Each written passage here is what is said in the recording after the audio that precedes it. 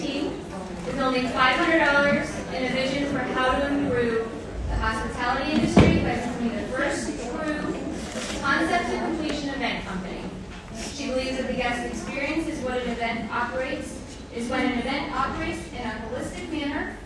The more segmented an event is, the more disjointed the overall atmosphere feels. She's been working in the hospitality industry since the age of 13. I don't know how old she is, so I don't know how long. Her lifelong passion is for 7 great years. service, That's right. coupled with her And desire 25. to inspire and motivate teams. It's enabled her to build her company, and it has grown exponentially and organically. Let's welcome Angela to the stage.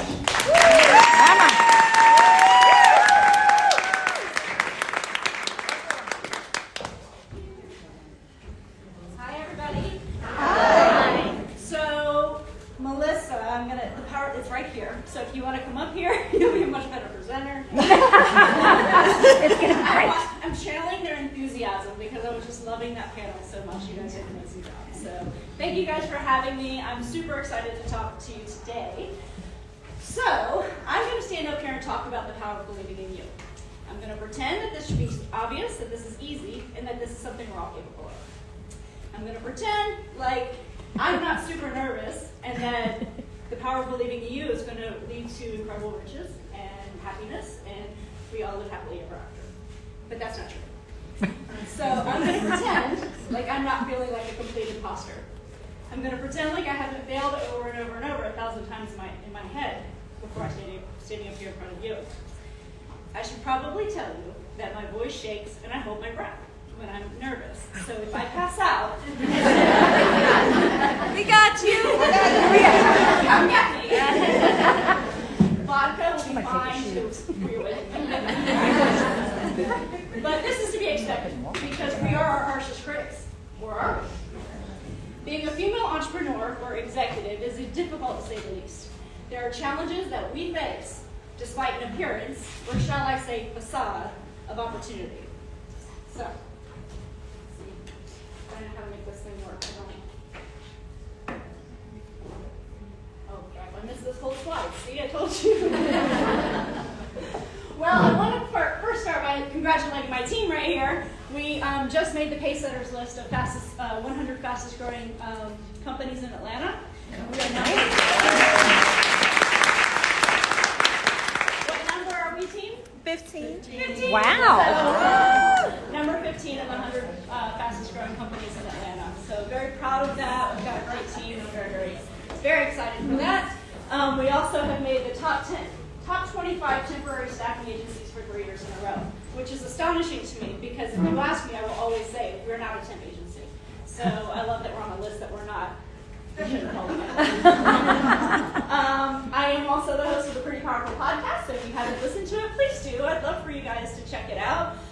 It was the most extraordinary dare ever. Somebody dared me to start a podcast for women because I said I've always wanted to support women and I wanted to give women a voice.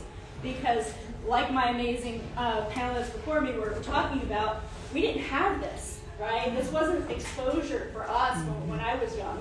All of my mentors were men, and I wish I had had someone who looked like me that I could emulate, right? It really wasn't until like Sarah Blakely and some other women who were stepping out on the stage and like really saying like, hey, I'm a woman, I'm kind of badass too, right? And so it wasn't until that we started saying like, hey, you know, there are women who are out there who are really powerful and female. Like they're genuinely not afraid to show that I'm a woman and I do different things, but I'm still very powerful and I'm still a billionaire CEO, right? I'm not, but she is.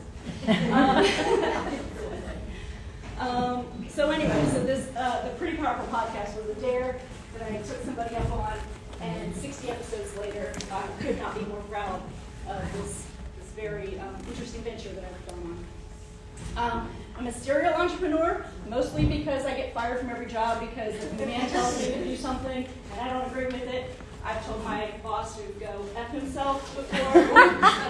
I'm not a very good employee, but I had a boss who once told me as we were walking into a sales meeting, you just sit there and look pretty, I'll do all the talking. So I told him to go F himself, got back in my car, and left. Started a business. So anyway, launched Equity Capital. This is kind of a passion project that I'm working on right now. Still in the very baby stages of it, but the idea is that we want to fund women-owned businesses, and I'll show you why in a little while. Let's see. Finalist for Small Business Person of the Year in 2019. I have a little suspicion that the only reason I was a finalist is because I called out the publisher of the Atlanta Business Chronicle on not supporting small businesses enough. I wrote him an editorial letter, and I said, this magazine has become garbage because all you do is focus on commercial real estate. I've been reading this magazine for 15 years. You never feature small businesses. He said, why don't you come to the small business event that we're having? And I said, fine, you will. And so I did, and it was an amazing gift, and we are still great friends to this day and laugh about that story all the time. So just recently. And then I'll tell you about my little episode with Entrepreneur Magazine as we go through this. But I am a CEO of a security business. Not only am I a CEO of my security business, but these 4 lovely ladies right here make up my executive team. We are the one and only fully female executive team in the security industry. So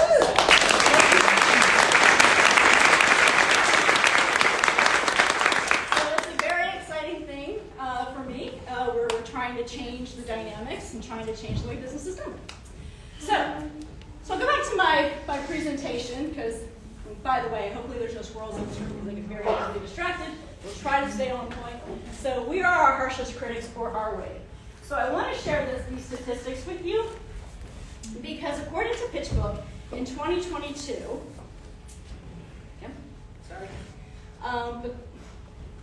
okay, see, this is where I have technical challenges. Okay. All right. According to PitchBook in 2022, only 1.9% of all venture capital went to companies founded solely by women.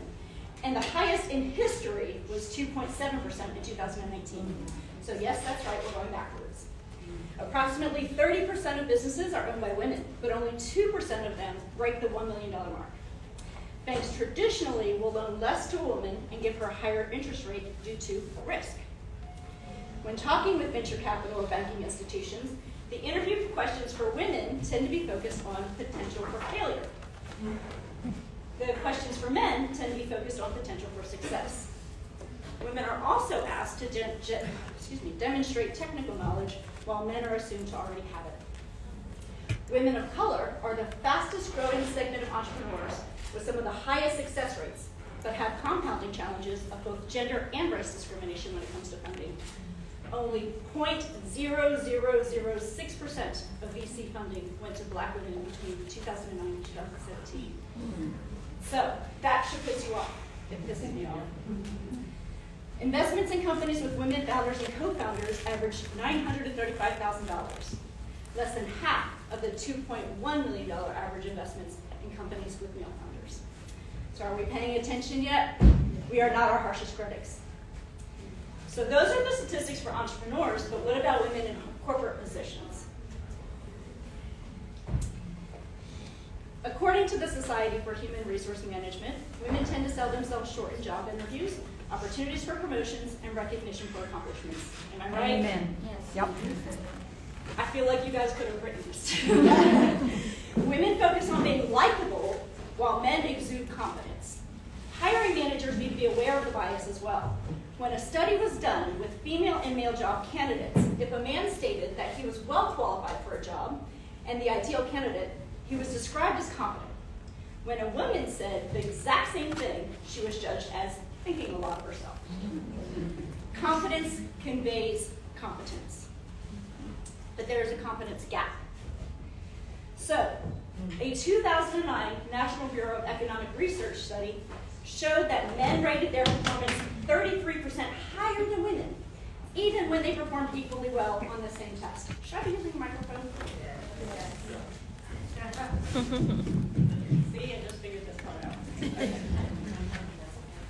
Men also thought they had more correct answers than they actually did. Surprising, isn't it? Shocking. Shocked. Humility and modesty do have a place, but it's certainly situational. Women tend to use the word we when discussing accomplishments. Men tend to use I. And if there's a job posting, With 10 prerequisites, a man who meets 6 of them will consider himself qualified for the position and apply. A woman will only generally apply if she meets all 10 prerequisites or it's clearly stated that they are not required. So I think we just talked about that. It was very, very telling. So according to McKinsey & Company, only 1 in 4 C-suite executives are women, and only 1 in 20 are women of color. Women are promoted 20% less often than men. And the Russell 3000 companies listed on the stock market reported that women CEOs lead only 5.2% of the companies, which is a 70% increase from 2012. Women are 2 times more likely to be mistaken for someone in a junior role. This happens to me all the time. My favorite is when I'm standing with one of my male employees and people address him thinking he's my boss. Or when one of my employees came up to me who knew I was the owner and asked if this was my husband's company. I know. I laughed. Clearly not married. And how about in general? So this is a little slide of what corporate representation looks like for men and women, and also by race. So just something to take a look at. I think it's very interesting and very telling. So how about in general? We deal with disproportionate parenting responsibilities. Mothers do approximately 10 hours more per week multitasking than fathers, and do twice as much parenting in dual income homes. So dual income homes, we still do twice as much parenting, we still do 10 extra hours of multitasking. We are expected to parent like we don't work, and work as if we're not mothers. It's an impossible standard. But wait, women have been equal for a long time, right? In 1974, the Equal Credit Opportunity Act enabled women to have a credit card and a bank account for the first time. And the Women's Business Ownership Act of 1988 allowed a woman to get a business loan without a male cosigner. So I don't know about y'all, but that's within my lifetime. So no, we have not had it equal for a long time, and there's still a tremendous amount of bias, as you can see. So we can have credit cards and bank accounts now, right? So I mean, what's the problem? Well, there's the pink tax, right? So the pink tax is discriminatory pricing for goods and services for women. Do you know that 42% of the time women are paying more for the same goods and services, and we're making 20% less salary for the same job? So women tend to experience burnout at a quicker rate because we're not expected to only work, but also take care of our home, our children, our spouse, our community, our church, and our beauty. Because of course we have to make sure we look 10 years younger and 20 pounds lighter all the time, right? So that's what society is holding us to, impossible standards. Yet here we are persevering, right? So why does all this matter, and how does this help you believe in yourself? Because the power of believing in you is often overshadowed by what the outside perception is. So let's start by working on that and give you some really key arguments for changing their perception. So we grew up in a culture where women are expected to be the damsel in distress. And the fierce hero will step in to slay the dragon for us. Because we were only supposed to be a prize, not a contender. So that's far from the truth. Women are great leaders. Women-owned businesses generate $1.9 trillion each year and employ 11 million people. That is not insignificant.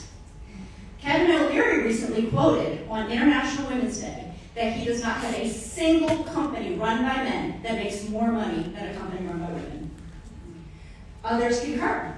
A Forbes study with a venture capital firm found that female-founded businesses outperform those by men by 63%. While women-founded and co-founded companies receive much less in funding, they generate a much greater return on that investment than companies founded by men. Almost twice as much per dollar. For every dollar invested, the woman-led companies generated an average of 78 cents, while a male-run company generated just 31 cents per dollar. So over a five-year period, Women-led companies generate 10% higher revenues than their male counterparts. Also, Forbes found that women-led tech companies have a 35% higher ROI than those run by men. See why investing in women is a really smart idea? We're going to keep that secret to ourselves for now. We're going to make all the money, and then we'll let them catch up. So we have what it takes, but how can companies attract women to their teams? Flexibility, DEI initiatives, advancement opportunities, and company commitment to well-being are the driving factors for women when they're considering where they want to work. Am I right? Yep. So where's the disconnect? Where's the link between believing in ourselves and having others believe in us? When we are championing ourselves and others are championing us, we're unstoppable. But that starts with believing in ourselves. Confidence conveys competence. Believe in yourself so strongly that it forces others to do the same. But how? So let's go back to the dragon slayer, the damsel in distress and the dragon. What is your dragon? What is the one thing that is so overwhelming to you that holds you back or that seems impossible to defeat? Anyone have a dragon that they want to share? Are they very shy? Look, I'm up here, y'all. Please. Mine's imposter syndrome. I'm a younger person in leadership, and the imposter syndrome, I'm in a male-dominated field. It's my imposter syndrome in my face every day. Yes, ma'am. You are reading my mind. Who else has imposter syndrome in this room? All right. Anyone else have a dragon that they want to slay? That's holding you back? What's holding you back? Time, resources. Public speaking. Yes, ma'am. Here. There it is together. We're slaying these dragons.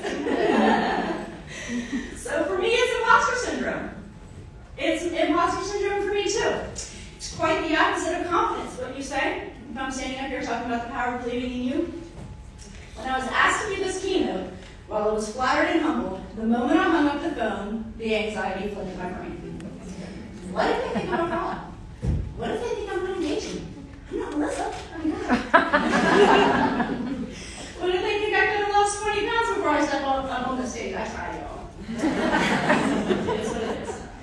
What if they find out I went bankrupt with my first company? I did. What if they find out that I'm terrified and I don't know what I'm doing up here? So, again, so what if I fail? I started telling other people about this, and the reaction was very different. It was one of positivity and confidence, not of technical know-how. And I kept thinking to myself, how can they be so sure? And then I started rewriting the script. What if there's one person in the audience who listens to me talk for 45 minutes, or in my mind, 11 billion hours, and they're inspired, or they learn something? What if I slay this dragon and it leads to more? What if I create new bonds, new friendships, and new colleagues? And I started setting out to slay this dragon, and here we are, terrified, authentic, and hopeful. So imposter syndrome has always haunted me. When I was growing up, I would worry that people would find out that my dad walked out of my family when I was just 2 years old.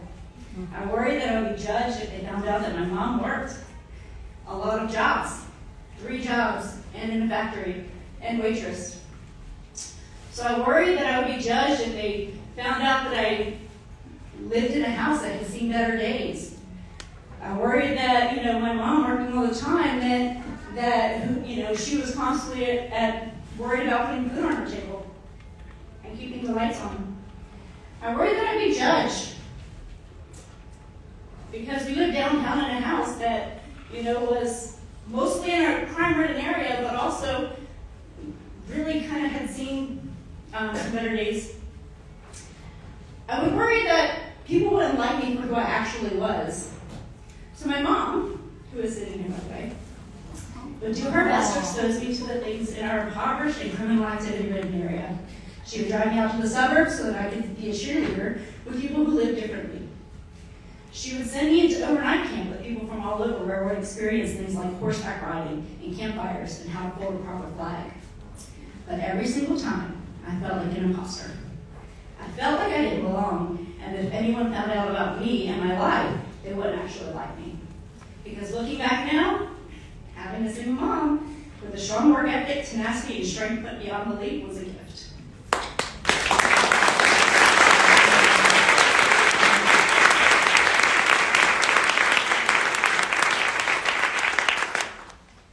She changed the trajectory of my life. I'm not going to miss it. Short sidebar on that, I met my dad again when I was 40 years old. My entire life, I had envisioned how much better my life would have been with him in it. But looking at his life now, and my life now, and the lives of his family, I'm so incredibly grateful that my mom removed us from that situation. She saw me,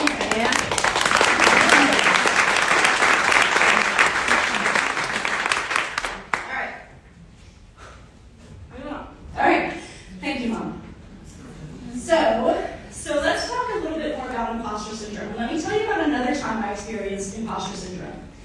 2020 was a really significant year for me. I know something else significant happened in 2020. I can't remember what that is right now. But for me, it was the year I was in Entrepreneur Magazine.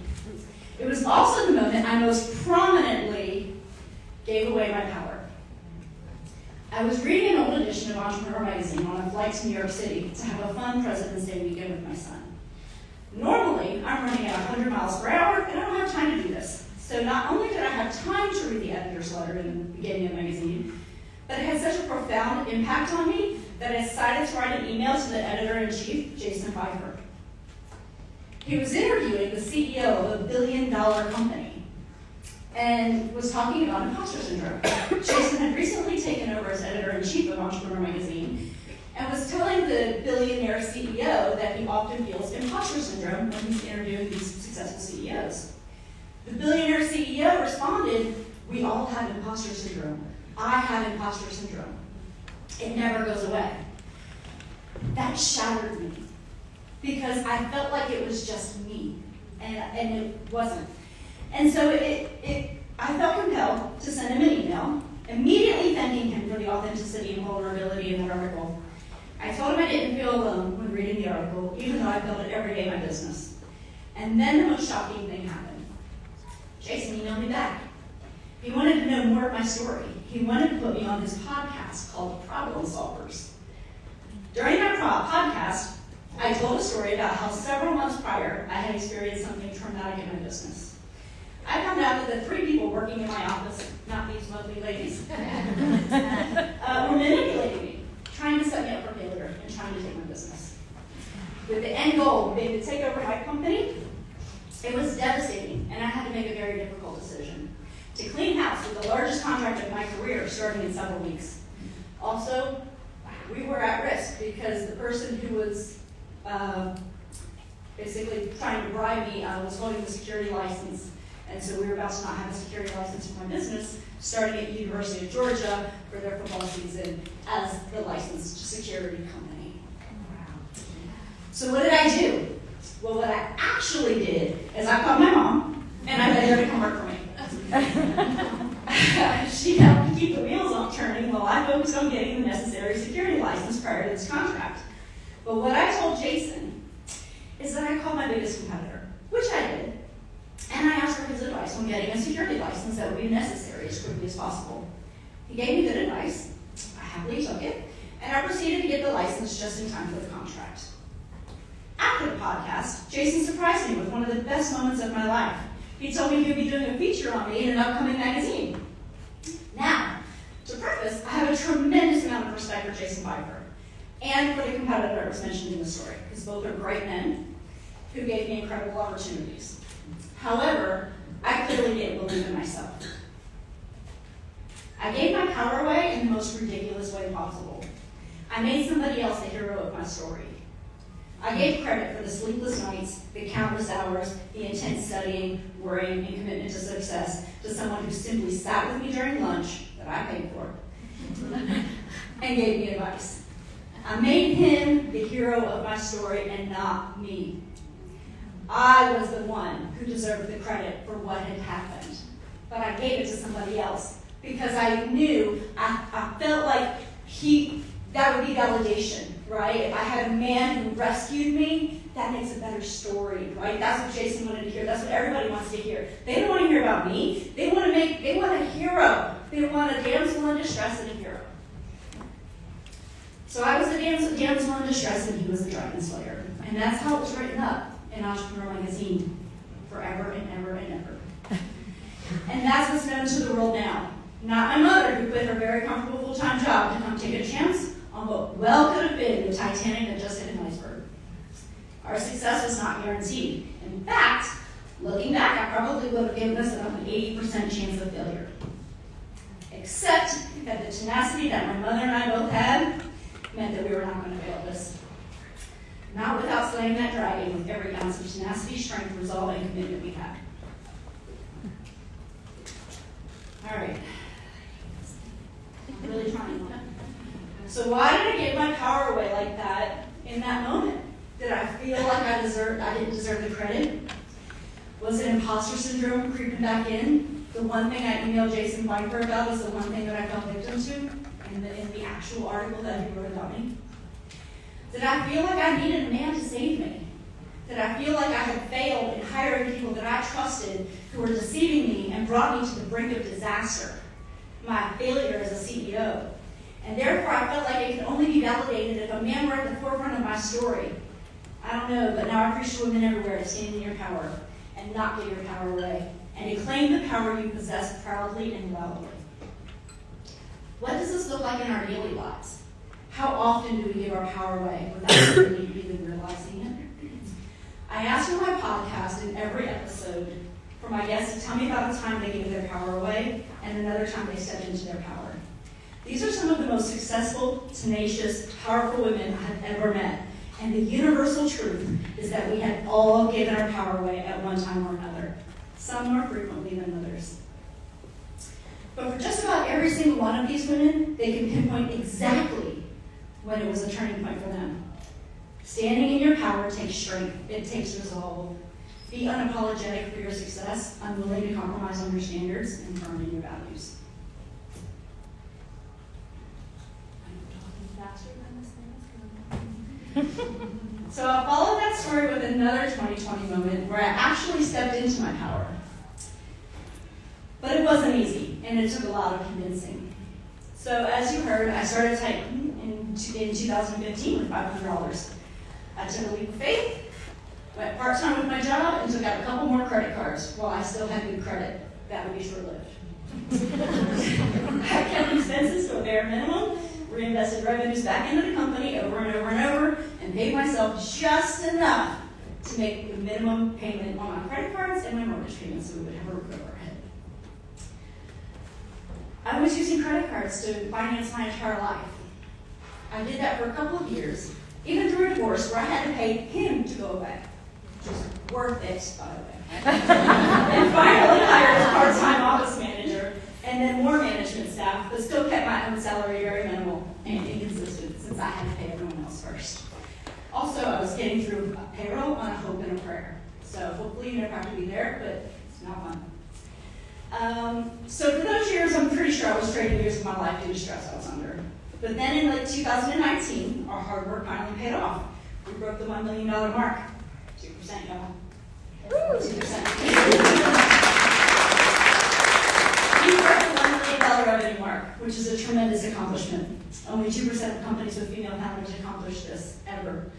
2020 was the 5-year anniversary of Titan. We were in the middle of the pandemic. I don't know if you all remember that. Yes. Financially, the company was finally stable. We had a line of credit available from the bank. No debt. And in addition, we had just been named by the Atlanta Business Chronicle as one of the top 25 temporary staffing agencies and made the Pacesetter list of 100 fastest growing companies for the first time in Atlanta. Things were great. I decided it was time to get a new car. I've been driving my mom's car for a long, long, long time. And since mom was about to need a whole lot of work, I was ready to reward myself for the sacrifice, the sleepless nights, and the tenacity that it took to get there. I wanted a Range Rover Sport, and I found the perfect one for me in sky blue. And I was ready to take it home until I panicked. While sitting in the finance office getting ready to sign the paperwork, I hesitated. The finance manager asked what was wrong, and I told her I didn't think I deserved it. I think I should be using the money for something else in my business. Prior to that, we had talked a lot about my business. I had told her what we were doing. I told her all the cool things that we were, the pacesetters list, the top 25 temp agencies, and how hard we worked, and rebounding from this tragic, situation back with my former employees. I told her everything it took to get to this moment, and she replied, Angela, I've been doing this for 18 years, and not once has a man sat in front of me and said he wasn't sure he deserved an injury card. You can decide not to buy it for any other reason, but don't you dare do it because you say you don't deserve it. I signed the paperwork and I left the money.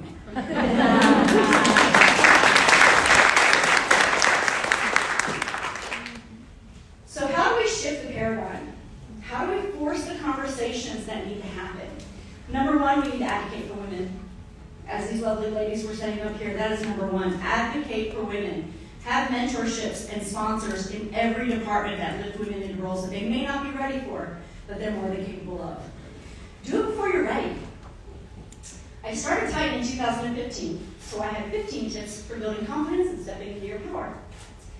So number one, I know this is going to resonate with some of y'all. Stop over apologizing.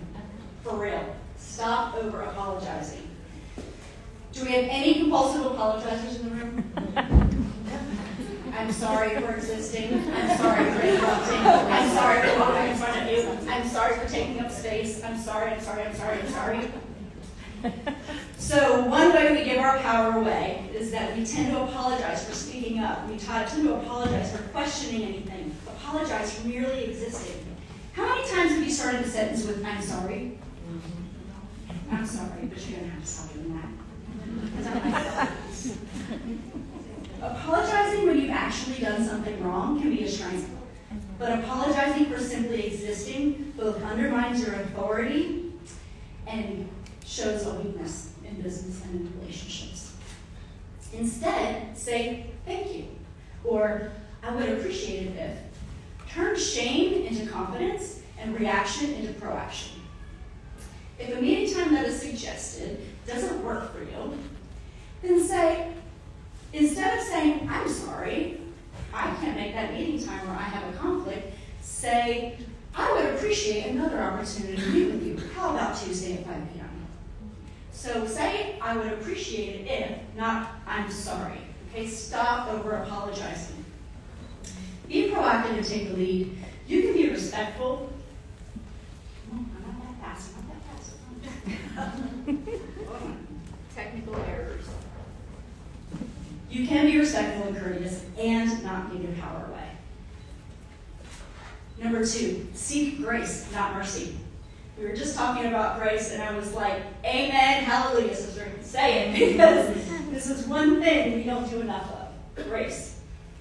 Mercy is defined as compassion or forgiveness shown towards someone whom it is within one's power to punish or harm. Grace is defined as courteous goodwill. We will all be in a position of vulnerability at one point, but this is not a reason to give your power away. Seek grace, not mercy. Mercy says, I'm weaker than you are in this instance, and I ask that you not cause me harm in my vulnerable position. Grace says, I'm vulnerable, but not weak, and I would ask that you treat me as you would want to be treated in this instance.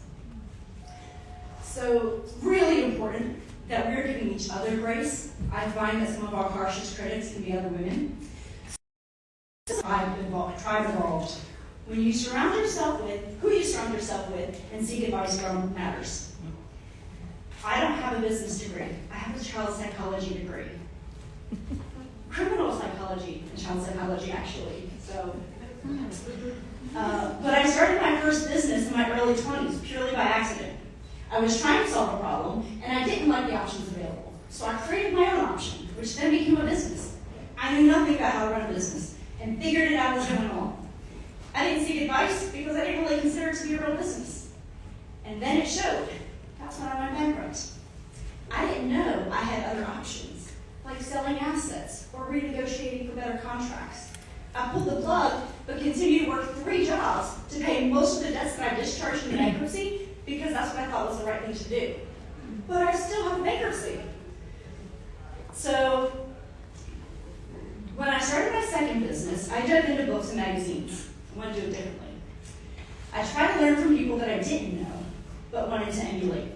I was married at the time, and my husband and I were figuring it out as we went along, keeping the business small and manageable. The business was thriving for 10 years, and we were earning a comfortable income, so there was no pressure to scale. I sold him my share of our business and our divorce for what I now know was an insanely good deal for him. Again, I didn't know what I didn't know, and apparently that was exit strategy. When I first started Titan, I was trying to learn as much as I could since I was venturing into an unknown industry, staffing. However, I still wasn't quite sure who I could talk to for guidance. I would talk with friends and family who can listen, but don't really have the expertise to provide sound business advice. Needing funding is what pushed me. I needed to get real strategic guidance, and I didn't get the funding, but I ended up finding some really incredible mentors who have graciously helped me through some tough moments in my business and provided me with the insight I needed to scale without going into bankruptcy, which we came close to. I now have different tribes for different scenarios. My close friends and family keep me grounded and focused on having balance in my life. They help me to build a business as a single mom by being a support system for me and my son. My coworkers provide internal support and guidance, and we figure out how to build together. My mentors help me with strategy and structure, and my entrepreneur think tank provides me with inspiration, connections, and insight. Each one of these tribes plays an important role in helping me and my company be the very best we can be. They say if you want to go fast, go alone, but if you want to go far, go together. This is so true. Number 4, do what you can with what you have. Do what you can with what you have, but give yourself space and grace to figure out the rest. I have bad news for you. The perfect time is a moving target. Something will always be in the way of starting if you are constantly waiting for the perfect time. Finances, childcare, school, work, the weather, Mercury is in retrograde, planets are aligned. Whatever that is, stop waiting. And we all know that if you don't start, you'll never reach your goal. Make a plan, do what you can with what you have, and the rest will figure itself out. Things are going to move and change anyway. I was waiting until I had enough money to start Titan. I had saved $5,000 so that I could get a website and marketing materials professionally designed. And then the AC unit went out of my house. It cost me $4,500. That's why Titan started at $500. I could have delayed the start of the company, but instead I kept my timeline, taught myself some basic web design, and got my logo designed on Fiverr and moved forward. A few years later, when the company was successful and things had changed, I had everything redesigned, and it was much more in alignment with the changes that had occurred throughout that time period. We were a very different company then. Movement is critical to success. You've heard that a body in motion stays in motion. When I go to the gym in the morning, I have a much more productive day. So keep moving. Don't let things stop you or delay you. It's just a little bit of a pivot. Number 5, have permanence in your presence. So this one's really key. Be so consistent in your words, actions, and expectations that even if you're not physically in the room, others will know and respect your position on an issue. This is critical. Your values, standards, and reputation will leave a lasting legacy if you are consistent and exhibit them in all you do. My team knows what I expect from them on a daily basis, and will express it to one another staff member, client, or patron if needed. They don't need to know or wonder what my response will be. They already know it and are acting as if I'm there. So it's really important that you are making your presence permanent, even if you're not in the room. Number 6, get out of your own way. Delegate, set deadlines, and let go. As women, we generally are pretty good at multitasking, not so good at delegating. Am I right? Yeah. We have a full plate and an empty cup. The plate represents all the tasks, responsibilities, deadlines, and obligations we have. And the cup represents self-care, having our own needs met, peace of mind, quality time, and living in the moment. I'm a deadline person, not a to-do list person. To-do lists are my nemesis. If you want to see me procrastinate to the very best of my ability, give me a little extra space and time to fill with meaningless tasks. I've had things on my to-do list for literally months with almost no movement. But what I have learned about myself is that the more overwhelming the task, the more I will find meaningless tasks take all of my time. Or if I'm focusing on the bigger tasks, many things will fall through the cracks and I'll feel guilty. So, I am hoarding the responsibility to get everything done, right? Everything is mine, right? That's mine. House cleaning is mine. Landscaping is mine. Hiring is mine. Recruiting is mine. Sales is mine. It's mine, right? It's mine. Nobody else is going to do it because I got to do it all, right? And that's what we do as women. We hoard the responsibilities. But I learned to start delegating those items that I know I need to get done, but don't need to be done by me. I would work hard in the office all week and tell myself I'd work on a personal project or task I wanted to get done when I had a little bit more free time on the weekend. But I'd finally get to the weekend, only to have to clean the house, do the laundry, do the yard work, go shopping, and the list goes on. So some things I actually enjoy, such as yard work, I kept doing. Other things, like cleaning the house, had to let go. So there's whole companies for that. Amazing. And I kept telling myself that it wouldn't be done to my standard. It wouldn't be done like I would do it, right? They don't do it the way I do it, right? But you know what? I found out recruiting is done better when Roman does it. Sales is done better when Shayla does it. Billing is done better when Renita does it. I don't have to do it all, and nor do I have to be the expert in everything. So done is better than perfect, and I had to learn that. Done is better than perfect. By removing the bulk of time-intensive tasks from my weekend, I could relax a little, recharge, work on things that were really important to me, or spend time with my son. Delegate. It'll be okay, I promise. Number 7, earn respect through inspiration, not domination. I think this is where women, as women, we can sometimes get this wrong. We feel the need to overcompensate, right? Like we need to dominate. We're taking this. No, we don't. No, we don't. We can be inspirational and get a lot better response. I'm a firm believer in leading from behind. When I'm on site at one of our large events, I often am not the one in charge. In fact, many times I will ask to be put in a staff role so that I work alongside our team members doing exactly what they do. Security, crowd management, conversions, whatever that is. And then I try to show them what behavior I expect by exhibiting it. I'm the last one to take a break, eat lunch, or clock out. I never override the supervisor or manager's decisions, and even though I may address the staff prior to an event, it is simply to motivate them, provide company updates, or thank them for their contributions to my team. My job as the CEO is first to create the vision for the company, and then to get the employees to buy into that vision. The way to do that is to allow them to see themselves as part of it. Give them the authority and allow them to own that vision as their own. I stated 3 core values when I first wrote my business plan in 2015. Integrity, respect, and professionalism. And a year or so later, I was approached by my employees and asked to add another, pride. They saw themselves as such an important part of the overall vision for the company that they wanted everyone else joining our team to understand it as well. It became our 4th core value and remains to this day, and is one that is exhibited daily. Number 8, your discomfort will try to convince you to quit, but don't do it. Step into your power by leaving your comfort zone. This is how we grow and become confident in our abilities.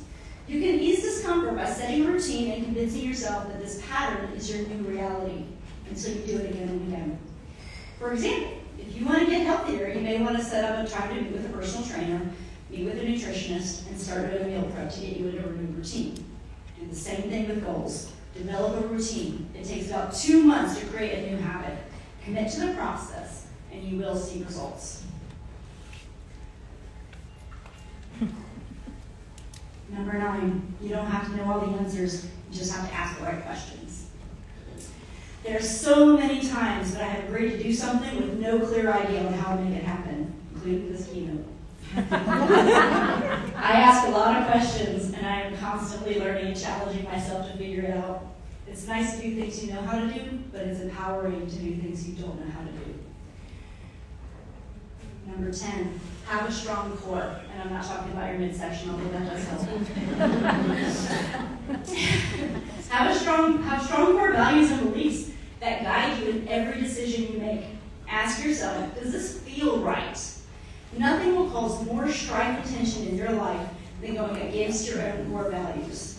If integrity is a core value and your boss is asking you to do something that undermines that value, you may do it out of one of your other core values, such as loyalty or teamwork. But it will cause unrest in your soul. Challenge the behavior, not the value. You will never be fully confident if your heart is not at peace. Number 11, know your superpower and master it. What are you so good at that other people come to you when they need help with something? So, as our HR people will tell you, as I was having a conversation with Secret, and she was talking about doing some speaking, podcasts, other things, consulting, it's because she's so damn good at what she does that people are seeking her advice, right? Same thing. What are you so good at that everybody is coming to you and saying, I need your help with this. Hey, I'm doing a birthday for somebody, and I really need your help. You're so creative when it comes to planning. You're so good at this. Can you help me? This is your superpower. That's your superpower. What are you really, really good at, and how can you maximize that? Is there a way you can make your strengths your brand, right? So social media has opened up a world for us to really develop our brand as a person, right? I might be the CEO of Tiny Little Enterprises, but I'm not just a security company CEO. I've got this podcast thing going on over here. I've got this investing in women thing going over here. Like I want my brand to be empowering women, period. And so that's what I'm working on. That's where I'm developing. That's where I'm trying to figure out how I can be the best at this one thing that I'm so passionate about. It doesn't take away from being the CEO of Tiny Little Enterprises. I love what I do. I'm very fortunate to have a great team, but I also have passion and a fuel that needs to be put out there as well. So become the very best at the things you're good at. Be a thought leader. Become a trusted resource. If you're in human resources, study body language, deception, effective communication, publish your findings in a blog. Be the very best resource that other people can find in your industry, and they will seek you out.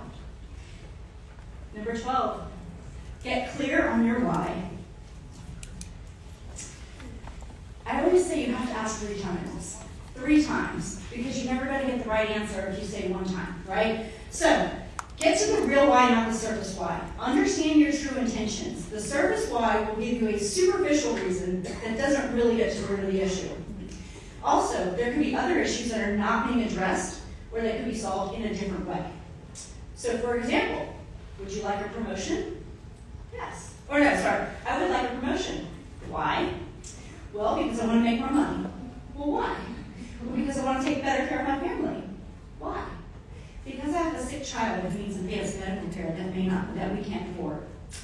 Maybe you don't want a promotion. A promotion is going to lead to more travel, more hours, more expectations. Maybe you need better health care. Let's work on that. Let's work on getting your child into the right hospital. North side. Let's work on getting you the best care you can have so that you can be more present with your child. Let's work on flexibility. Let's not work on a promotion. So what you think is your why may not be your why.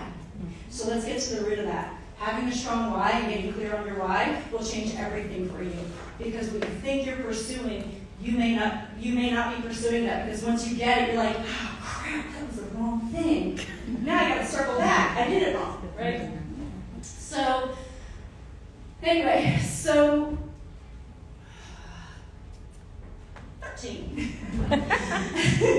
Learn to negotiate like a girl boss.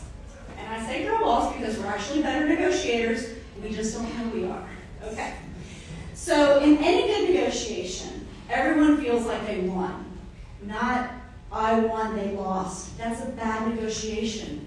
Because if you want somebody to respect you, you want them to walk away from the table and want to keep doing business with you, it has to be a win-win. And I hate hate that phrase, and I'm not a big, catchphrase person, but it really does have to be where they're both walking away from what they really want. And sometimes what they really want goes to a lie, right? So if we're sitting here haggling over price, maybe it's not price for them. They just have to meet a certain whatever for their boss. Well, hey, what if I can't pay this, but I can, instead of paying this price that you want me to pay, I'll do a sponsorship, right? Does that help solve some problems for you? Because maybe that's what they really need. Maybe they really need something that's not necessarily on the negotiating table, but you figure out through conversations what their real why is. So it's never the goal to get everything you want while the other party makes all the sacrifices. You likely have burned a bridge and tarnished your reputation. I recommend the book, Never Split the Difference by Chris Voss. He's a former hostage negotiator and brilliant in advising readers to negotiate from an emotional level, not a rational one. And let's be honest, we're better at that. We're better at being emotional. So intuitively, we should be better negotiators. We can negotiate from an emotional level. We can connect with somebody through empathy. They can't. The men who are negotiating, they're looking at figures and things that don't necessarily move the needle for the other party. But if you have two people who are negotiating, women can be much, much, much better negotiators. Plus, we're unassuming. So it's always kind of easy to go about boxing the henhouse. All right. So when we're confident in our approach, I'm sure you found common ground and had fierce negotiations with your families. So bedtimes, meals, chicken nuggets. You just had the chicken nugget argument, right? In some menu prices says chicken nuggets. So you've negotiated with your families, you've negotiated your vacations, you've negotiated all kinds of great things in your homes. But get to the table and learn how to negotiate. It will change everything for you. And again, you don't have to be a bulldog in negotiations. You have to be fair. You have to connect, and you'll be a great negotiator. All right. The best negotiations, by the way, happen when the other party doesn't realize they're happening. So this one's my favorite. This has been my business philosophy since I started working. Say yes and figure it out. So this has been my business philosophy for over 20 years. When I had my first event business and I was approached by the Art Institute of Atlanta to arrange an immersive food and beverage trip for the graduating culinary students in a place that I had never been, I said yes. And I set out on one of the greatest adventures of my life, calling chefs, wineries, and breweries, booking hotels, which I had never done before, arranging airfare, not that either, managing transportation from Portland to Seattle and then to Vancouver, never been there. And then it was one of the most successful and fun trips of my life. It was something I learned so much, the students learned so much, and it was a great trip all around. When State Farm Arena called me 6 months after I started typing to ask if I could help them fix their staffing issues for conversions, I Googled, what is a conversion? And then I said yes. They have now been our trusted partner for 7 years. And they referred us to 2 other arenas to be their conversion partners as well. So the worst thing that can happen is that you say no and wonder what could have been. The second worst thing that can happen is that you say yes and you fail, but you learn, which is still a great opportunity to improve and do better next time. And that leads me to number 15, engage at the table. When you do finally get a seat at that table, don't you dare take notes. Put your pen down. Put your pen down. If Bob looks at you and says, Melissa, can you take notes for us on the weekend? No. The answer is no. I'm sorry, Bob, but I'll be too busy contributing to this, and I don't want to be distracted and miss anything that's important that's said. Also, I have quite a bit to contribute today. Somebody should take notes for me. Bob?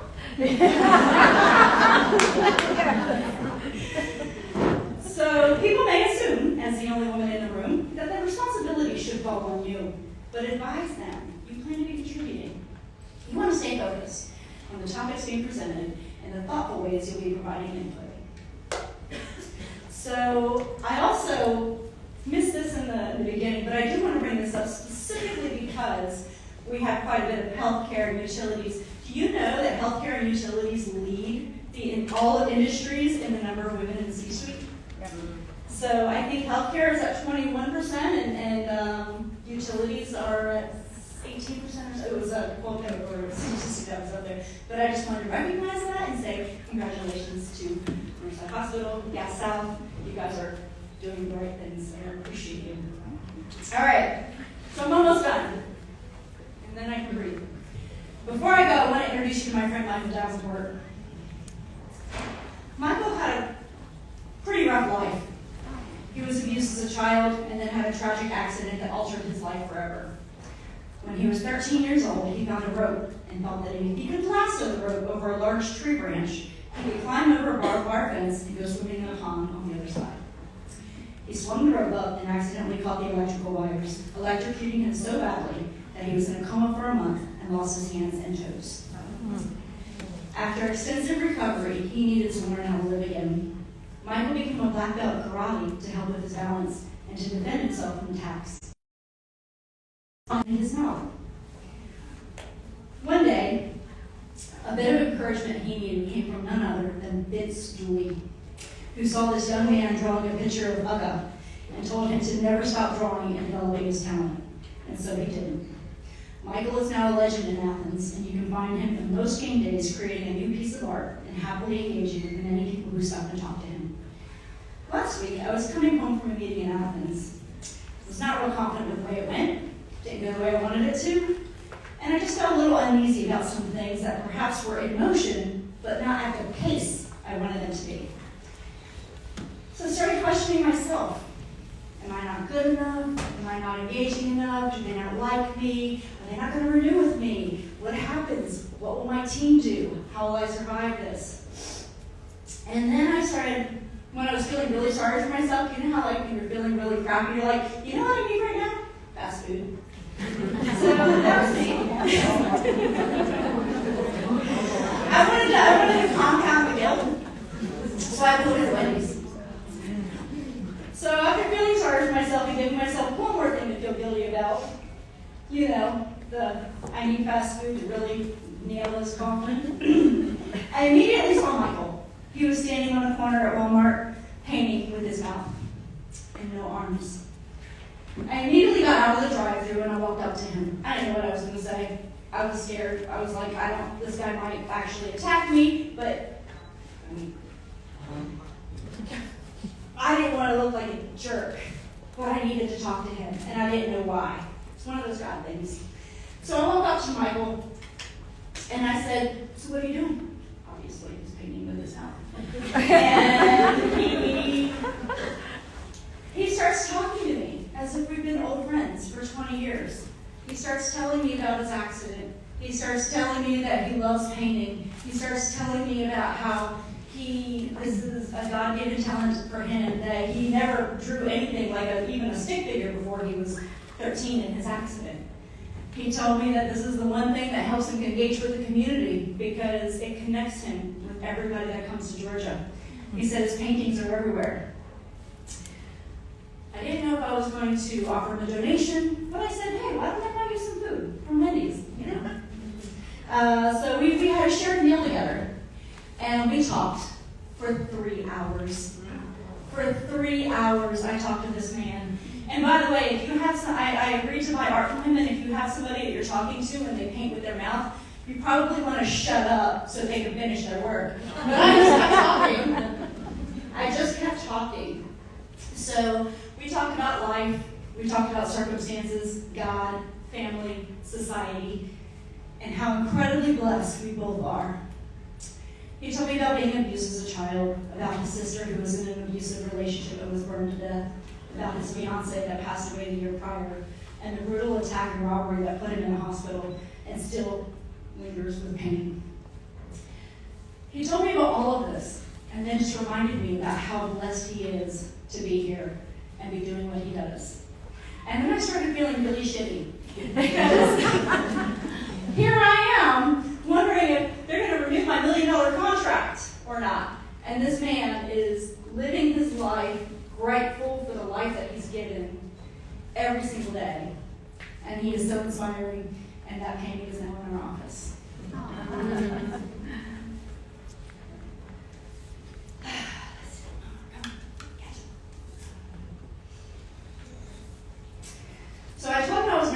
coming here today. It reminded me of our community. I told him I was nervous because I didn't know what I was going to say. I didn't know how confident I was going to feel. I didn't know how I was going to be judged.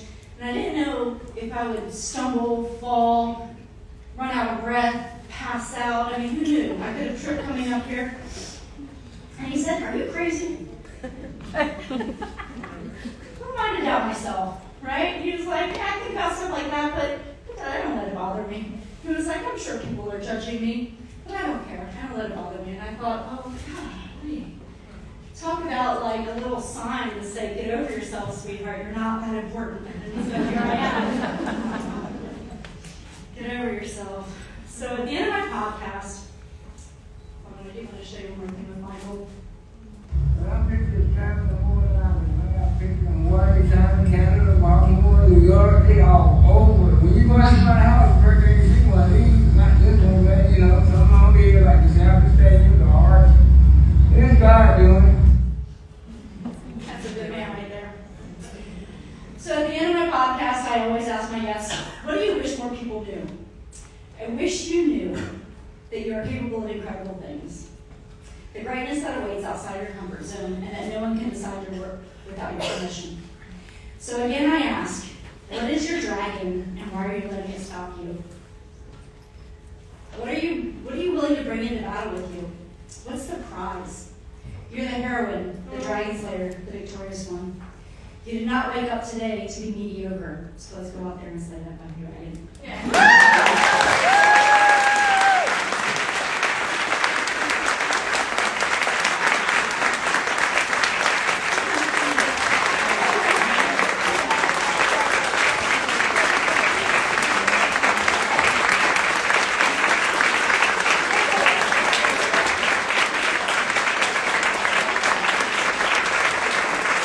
Thank you guys so much, everybody. And thank you, Ashley.